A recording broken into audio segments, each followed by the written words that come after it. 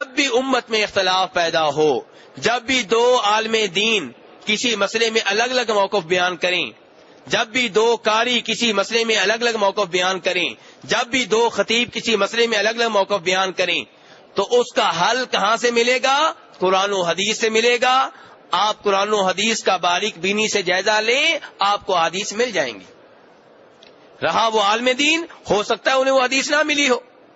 اب اسی مسئلے میں دیکھ لیں، صحابہ کرام کے دو موقف ہیں، کچھ کہتے ہیں کہ زیور کے اوپر زکوٰۃ نہیں ہے، کچھ کہتے ہیں کہ زکوٰۃ ہے، لیکن جب احادیث تلاش کی گئیں تو مل گئیں۔ اس لیے ہمارا جو مسئلہ اختلافی تھا وہ اختلافی نہ رہا۔ جب حدیث مل جائے، جب قرآن کی آیت مل جائے تو مسئلہ اختلافی نہیں رہتا۔ اختلافی تب رہتا ہے جب اس مسئلے میں قرآن و حدیث سے دلائل واضح طور پہ نہ ملیں۔ جب واضح طور پہ مل جائیں تو نبی علیہ السلام کے سامنے کسی اور کی اتنی حیثیت نہیں ہے کہ ہم کہیں کہ اختلاف واقع ہو گیا ہے۔ جب نبی علیہ السلام نے بات کر دی، آپ کی حدیث آ گئی، تو آپ کا فرمان حرف آخر ہے، آپ کے مقابلے کا کوئی بھی نہیں ہے۔ اسی معنی میں وہ حدیث بھی ہے جسے امام مسلم اور امام ابو داؤد روایت کرتے ہیں۔ میرے بھائیو، یہ حدیث بڑے دھیان سے سننے والی ہیں۔ نبی علیہ السلام کی باتوں میں، آپ کی حدیث میں بڑی برکت ہے۔ تو اب جو حدیث بیان کرنے لگا ہوں، اسے کون سے امام نے روایت کیا؟ امام مسلم نے اور ابو داؤد نے۔ مسروق کہتے ہیں وہ تابعی ہیں، کہتے ہیں میں اور ایک اور آدمی جناب عائشہ کے پاس گئے اور جناب عائشہ رضی اللہ عنہا سے کہا کہ ام المؤمنین، نبی علیہ السلام کے دو صحابی ہیں۔ کتنے صحابی ہیں؟ دو۔ اب یہاں یہ حدیث ان بھائیوں کے لیے بھی بڑی اہمیت رکھے گی، ان کو بھی اس سے بڑا فائدہ ہوگا جو بھائی کہتے ہیں کہ حدیث آ بھی جائے تو نہیں ماننی کیونکہ مولوی صاحب نہیں مانتے، حدیث آ بھی جائے تو بہانے کرتے ہیں جی ہمارے پیر صاحب نہیں مانتے، حدیث بتا دی جائے تو نہیں مانتے کہ ہمارے بزرگ نہیں مانتے۔ یہاں پہ دیکھیے دو صحابی ہیں، ان کا عمل ہے، ایک صحابی کا عمل اور ہے، ایک صحابی کا اور ہے، اور جناب عائشہ کے سامنے ان دونوں کا عمل رکھا گیا۔ جناب عائشہ نے اس کے عمل کو اچھا جانا جن کا عمل نبی علیہ السلام کی حدیث کے مطابق تھا۔ جناب عائشہ نے یہ نہیں کہا کہ یہ بھی صحابی، وہ بھی صحابی، یہ بھی ستارہ، وہ بھی ستارہ، یہ بھی امام، وہ بھی امام، یہ بھی مولوی، وہ بھی مولوی، جو بھی کرو ٹھیک ہے۔ نہیں، جو بھی کرو ٹھیک نہیں ہے، وہ ٹھیک ہے جو نبی علیہ السلام کی حدیث کے مطابق ہے۔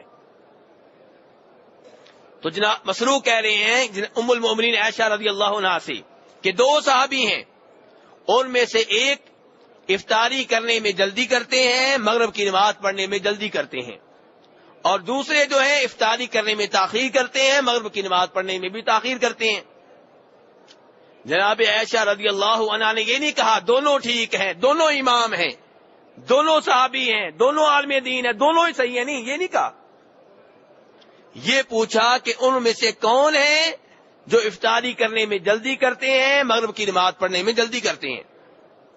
تو ان کو بتایا گیا کہ یہ عبداللہ ابن مسعود رضی اللہ عنہ ہیں۔ تو جناب عائشہ نے کہا نبی علیہ السلام بھی ایسے ہی کرتے تھے، یعنی کہ عبداللہ ابن مسعود کا عمل درست ہوا کیونکہ حدیث کے مطابق ہے۔ تو میرے بھائیو، یہ ہے مسلمان کہ جو نبی علیہ السلام کی حدیث کی طرف دیکھتا ہے، آپ کی سنت کی طرف دیکھتا ہے، جب صحیح حدیث مل جائے اسے اپنا لیتا ہے، پھر دائیں بائیں نہیں دیکھتا۔ اب یہاں پہ ایک صحابی تھے عبداللہ ابن مسعود، دوسرے ابو موسیٰ اشعری۔ اب آپ یہ نہیں کہہ سکتے کہ وہ بھی امام ہیں، یہ بھی امام ہیں، وہ بھی بڑے بزرگ ہیں، یہ بھی بڑے بزرگ ہیں، نہیں۔ عبداللہ ابن مسعود کی یہاں بات مانی جائے گی، کیوں؟ کیونکہ اس کے اوپر سٹیمپ لگی ہوئی ہے نبی علیہ السلام کی، کیونکہ حدیث اس کے مطابق ہے۔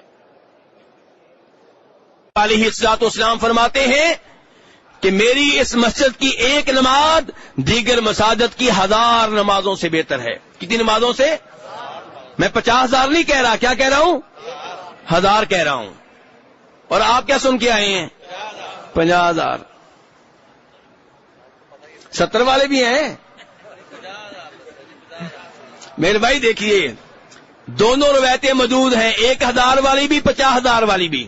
1000 والی بخاری شریف میں آتی ہے، کہاں آتی ہے؟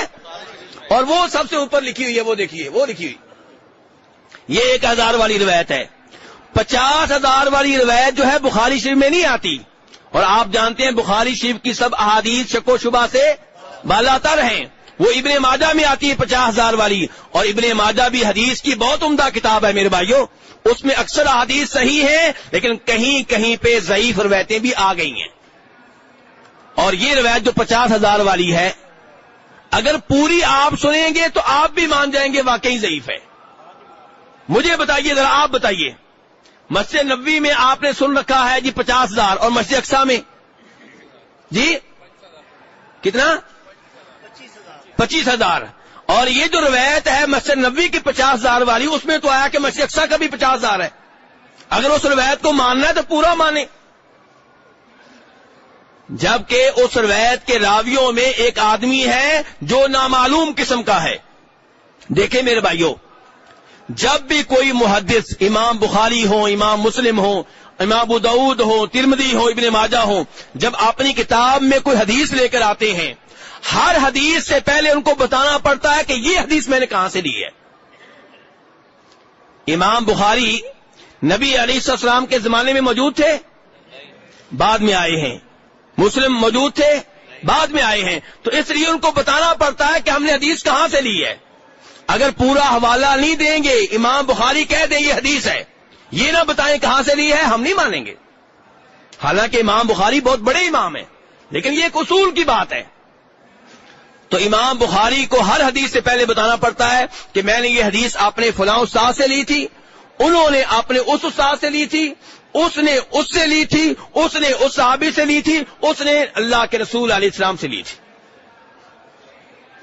اب یہی روایت لے لیں 50,000 والی. امام ابن ماجہ 273 ہجری میں فوت ہوئے ہیں. کب فوت ہوئے ہیں؟ کب فوت ہوئے ہیں؟ اور نبی علیہ الصلوۃ والسلام کب فوت ہوئے ہیں؟ سن 11 کو. مسلمانوں کیا ہو گیا ہے, کب فوت ہوئے ہیں؟ تو کتنا فاصلہ ہے ابن ماجہ اور نبی علیہ السلام کے درمیان؟ جی 260 سالوں سے زیادہ کا ہے. اب امام ابن ماجہ بیٹھے بیٹھے کہہ دیں کہ یہ حدیث ہے, ہم ایسے نہیں مانیں گے. امام ابن ماجہ کی کتاب آپ کھول کر دیکھیں, ہر حدیث سے پہلے ان کو بتانا پڑتا ہے کہ میں نے حدیث کہاں سے لی ہے. اب یہ 50,000 والی روایت جب آئی تو وہ کہتے ہیں کہ میں نے یہ حدیث لی اپنے استاد ہشام بن عمار سے.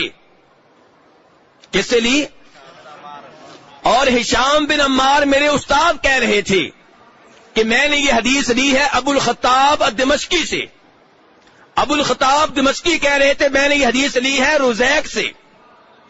رزیق کہہ رہے تھے میں نے یہ حدیث لی ہے انس ابن مالک رضی اللہ عنہ سے. انس ابن مالک کہہ رہے تھے میں نے یہ حدیث لی ہے نبی علیہ الصلوۃ والسلام سے.